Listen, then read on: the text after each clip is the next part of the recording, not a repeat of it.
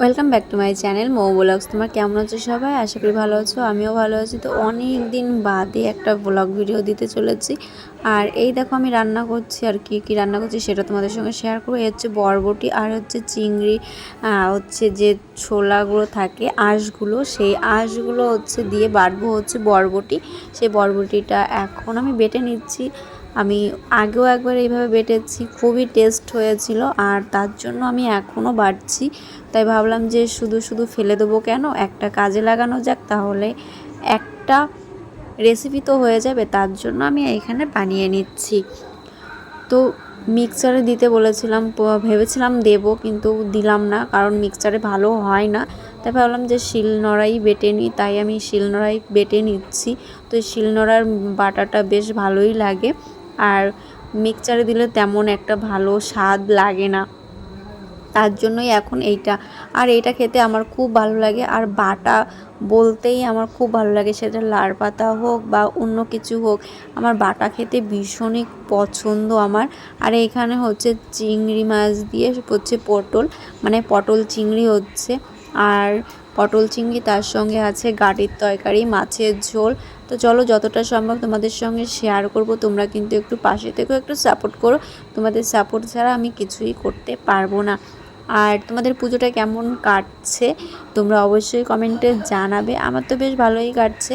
আর পুজোর মধ্যে এই যে বৃষ্টি, এই বৃষ্টিটা মানে হচ্ছে একটা অসহ্যকর ব্যাপার। এইখানে কেন বৃষ্টিটা হওয়া লাগবে? পুজো চলছে, পুজোর মধ্যে। আর এইখানে দেখো আমার পুচকুমা সবাই ঘুমিয়ে পড়েছে, ও ঘুমায়নি, যেহেতু আমি এখন দোকানে বসে আছি। আর ও আমার কাছে চলে এসছে হাঁটতে হাঁটতে, আর এসে দেখো হাওয়া করছে আমাকে। তারপরে আমি বললাম তুমি কি ঘুমাবে না? তো ও খাচ্ছিল তখন, আর সবাই ঘুমিয়ে পড়েছে, এখনও ঘুমোবে। আর আমার সঙ্গে একটু দুষ্টুমি করছিল, পাখা নিয়ে, পাখা দিয়ে হাওয়া দিচ্ছিল। তো ওর দুষ্টুমিগুলো আমরা ভীষণই মজায় আনন্দে কাটিয়ে দিচ্ছি। বলো কোথায় যাচ্ছি, বলো বলো বলো কোথায় যাচ্ছি? হ্যাঁ আমরা ঠাকুর দেখতে যাচ্ছি না? আসবে না আসবে না আসবে না। তো আমরা এসেছি হচ্ছে খেদাইতলা মাঠে। খেদাইতলা মাঠে আজকে হচ্ছে অনুষ্ঠান, সেই অনুষ্ঠানে এসেছি। আর কি বলো তো, আগের দিন যে ব্যান্ডটা এসেছিল সেই ব্যান্ডের গানটা ভালো হয়নি, তোমাদের আগের ভিডিওতে দেখিয়েছিলাম যে গানের অবস্থাটা কেমন আর মাঠের অবস্থাটা কেমন।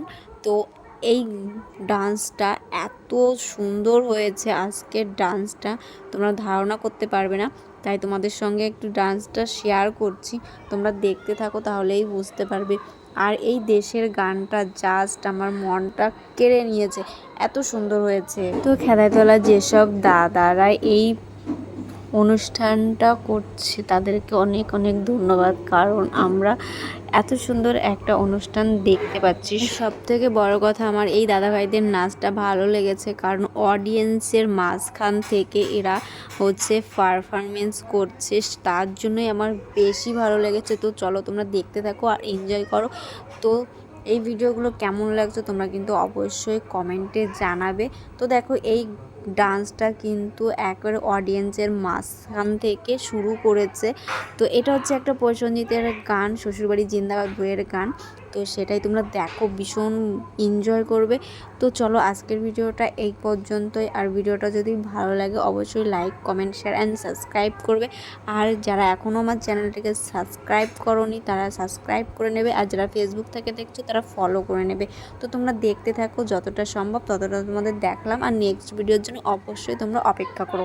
তো গাইস এই ভিডিওটা আমাকে আবার এডিট করতে হয়েছে, কারণ আমি যখন ভিডিওটা পোস্ট করি তখন আমার ভিডিওতে কপিরাইট দিয়ে দিয়েছে শুধু এই মিউজিকের জন্য। তার জন্য আমি মিউজিকগুলো সব একবারে সাউন্ড অফ করে তারপরে ভিডিওটা পোস্ট করলাম, কারণ আমাকে কপিরাইট দিয়ে দিচ্ছে বারবার।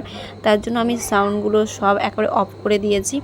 তো চলো ভিডিওটা আর বড় করছি না, ভিডিওটা যদি ভালো লাগে তাহলে সবাই একটু সাপোর্ট করো আর পাশে থেকো। আর নেক্সট ভিডিওর জন্য তোমরা অপেক্ষা করো। তত সময় সবাই ভালো থেকো, সুস্থ থেকো, আর সবাই সঙ্গে মিলেমিশে আনন্দে কাটিও। চলো টাটা, নেক্সট ভিডিওর জন্য অপেক্ষা করো।